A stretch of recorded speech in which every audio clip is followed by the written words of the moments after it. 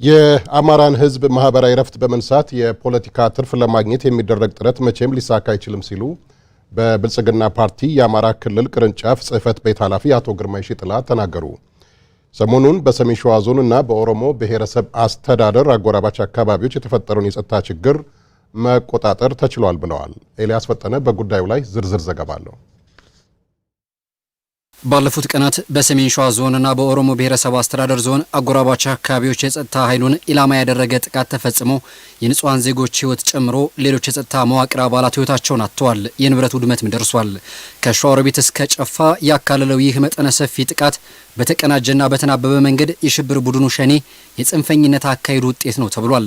በጉዳዩ ላይ መግለጫ የሰጡት በብልጽግና ፓርቲ የአማራ ቅርንጫፍ ጽህፈት ቤት ኃላፊው ግርማይ ሽጥላም የጥቃቱ የመጨረሻ ግብ መንግስትን በማዳከም ሀገርን የማፍረስ ግብ ነበረው ብለዋል። የገነባ ነው ያለነው ስርዓት በአንድ በኩል እድሎች አሉት። እድሎቹን ተጠቅመን በርካታ ውጤቶች እያስመዘገብን ብንመጣም ሰፊ ተግዳሮት አለ። የውስጥና የውጪ ጽንፈኛ ኃይሎች ተደራጅተው የሚያከናውናቸው የፖለቲካ ንግድ እንቅስቃሴዎች አሉ።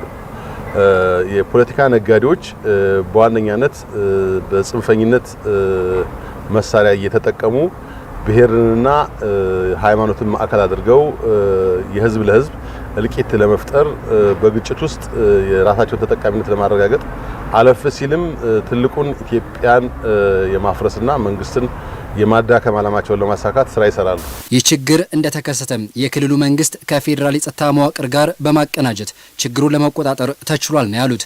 የክልሉ ከፍተኛ የመንግስት የስራ ኃላፊዎችም በአጣዬ ከተማ ተገኝተው ውይይት አድርገዋል። ውይይቱም የጽንፈኛውን ኃይል እኩይ ሴራ በዘላቂነት ሊያከሽፍ በሚችል መንገድ ስምሪት የተሰጠበት እንደነበር በምክትል ርዕሰ መስተዳድር ማዕረግ የአስተዳደር ጉዳዮች ክላስተር አስተባባሪው ዶክተር ሰማ ጥሩነህ ተናግረዋል። በዚህ አካባቢ ክልሉን ለማተራመስ የህዝቡን ሰላም ለመንሳት አካባቢን ለማውደም እየተንቀሳቀሰ ያለውን የጠላት ኃይል መልክ ለማስያዝ በሚያስችል ሁኔታዎች ላይ ተወያይተን መግባባት ላይ ደርሰናል።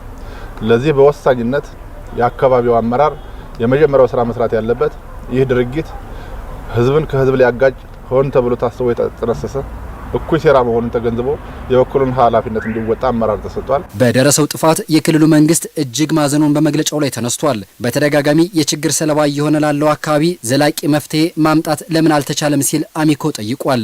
አቶ ግርማ ለዚህ ሁለት ምክንያቶችን ያስቀምጣሉ። መቻቻልና አብሮነት በእጅጉ የጎለበተበት አካባቢ ነው። በዚህ አካባቢ በትንሹ ሊለኮስ የሚችል የጥፋት እንቅስቃሴ ሊከናወን ይችላል ተብሎ ይታሰባል። በዚህ ምክንያት ጠላት በረሃማ አካባቢውን በመጠቀም ስልጠና እየወሰደ የጥፋት እንቅስቃሴውን የሚያከናውንባቸው አካባቢዎች ናቸው አንደኛው ምክንያት። በሌላ በኩል ደግሞ በአመራራችንም ውስጥ የተሟላ የማጥራት ስራ ባለመከናወኑ ምክንያት ይሄ ጉዳይ ተከስቷል። በተደጋጋሚ እየተከሰተ ያለበትን ምክንያት ደግሞ አገር አቀፍ የጽንፈኛ ኃይልን የማጥራት ስራ በውጤታማነት ባለመጠቃለሉ ምክንያት በጂኦግራፊካል አቀማመጣቸውና በተለያየ ምክንያት ለጠላት ኃይል ምቹ ናቸው ከሚባሉ ቦታዎች አንዱ በመሆኑ ምክንያት የመጣ ጥቃት ነው። እነኚህ ጉዳዮች ከግንዛቤ በማስገባት ቀጠናው እፎይ የሚልበትን መንገድ ለመቀየስ ልዩ ኦፕሬሽን እየተሰራ ስለመሆኑ አቶ ግርማ አስረድተዋል። ቀሪ ስራ ሙሉ ለሙሉ ማረጋጋትና ወደ ነበረበት ሰላማዊ እንቅስቃሴ እንዲመለስ ማድረግ ወሳኝ ስራ ነው።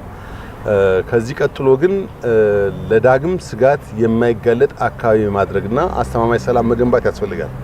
ይህ ስራ ሊሰራ የሚችለው ደግሞ በወሳኝ መንገድ አካባቢው ለጽንፈኛ ኃይሎች ያልተመቸ አካባቢ እንዲሆን፣ ለፖለቲካ ነጋዴዎች የማይመች የህብረተሰብ አደረጃጀት እንዲሆን ማድረግ ይኖርብናል።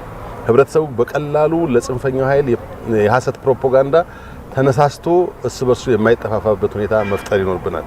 የራሱን ንብረት የራሱን ጎረቤት ወደ ማውደም የማይሄድበት ሁኔታ መፍጠር ይኖርብናል። ሁለተኛ ህብረተሰቡን በዚህ ልክ ካሰለፍን ከጠላት ከለየን ህብረተሰቡን ደጀን አድርገን የጠላትን ሁኔታ በተሟላ መረጃ ላይ ተመስርተን ስራ እንሰራለን። በፌዴራል የጸጥታ ኃይሎችና የአማራ ልዩ ኃይል አባላት እንዲሁም በንጹሃን ወገኖች ላይ የደረሰው ጥቃት እጅግ መሪር ቢሆንም ህጋዊ ተጠያቂነት ለማስፈን እየተሰራ ስለመሆኑ ተናግሯል። አሁን ላይ እየተሰራ ባለው ልዩ ኦፕሬሽን ከጸጥታ ኃይሉ ጋር በመቆም ህብረተሰቡ አጋዥ ተግባር እንዲፈጽምም በመግለጫው ጥሪ ቀርቧል።